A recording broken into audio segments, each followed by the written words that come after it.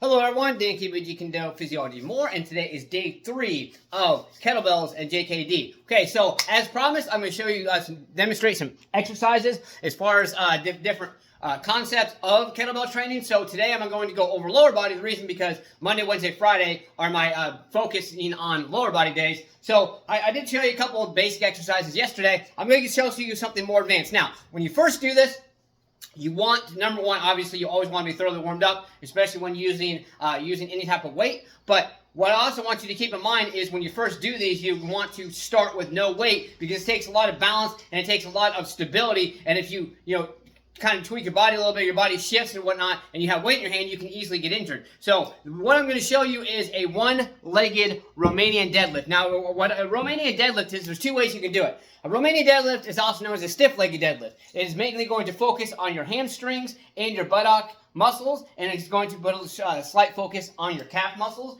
I'm going to show you with the kettlebell two-handed first. There's two ways you can do it. I like to get the most out of everything, so I actually do the more difficult way, and also it is, just a heads up, it is definitely going to be a little more, I don't really want to use the word dangerous, but I mean it can be if you don't do it right. And that's why I'm going to explain to you how to properly do it. That's why I want you to start with no weight, even with this exercise. Okay, so you want your feet almost completely together, okay, not completely, almost completely together, okay, because that's going to put more of an emphasis or focus on your hamstrings, okay. So then I want you to do, always keep your back straight. You don't want to look up. You don't want to look down. You want to try to keep your spine aligned as much as possible. So with these, there's two ways you can do it. I'll show you the basic way, the way most people do it. We'll go down like this. Now, what I want to explain to you is, when you come down, you go down, you're going to go slow. When you come up, you put a little bit of a power into it, not too much momentum, a little bit of momentum, okay? And when you do, what I want you to focus on is pulling or pushing with your hamstrings. Sorry, pushing with your hamstrings.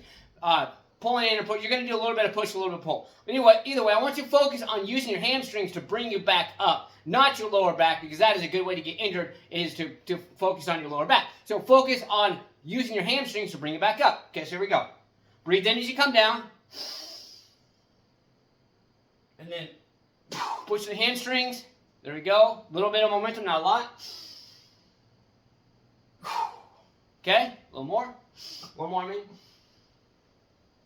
Okay, that's how most people do it. Now, here's how I do it, and this is where you want to be really careful with your lower back. Again, focusing by using your hamstrings to pull yourself back up. Okay, there you go.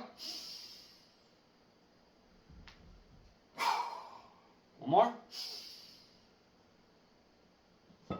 Also, when you go down slow, you're going to feel a good stretch in your hamstrings too, and that's going to allow your hamstrings to contract more to bring yourself back up. So, you can obviously imagine what a one-legged Romanian deadlift is going to be like. I usually hold on to a little something. I can keep good balance with this, but I usually hold on to a little something to get the most out of it, so that way my body doesn't shift a little. But I'm going to go ahead and do one with each leg to show you no balance. Let's see how I haven't done these with no balance for a while. But what you're going to do is whatever leg you're going to bring up, whatever hand your kettlebell is in, that's the leg is going to be staying on the ground. So you put your arm out like this to help with your balance.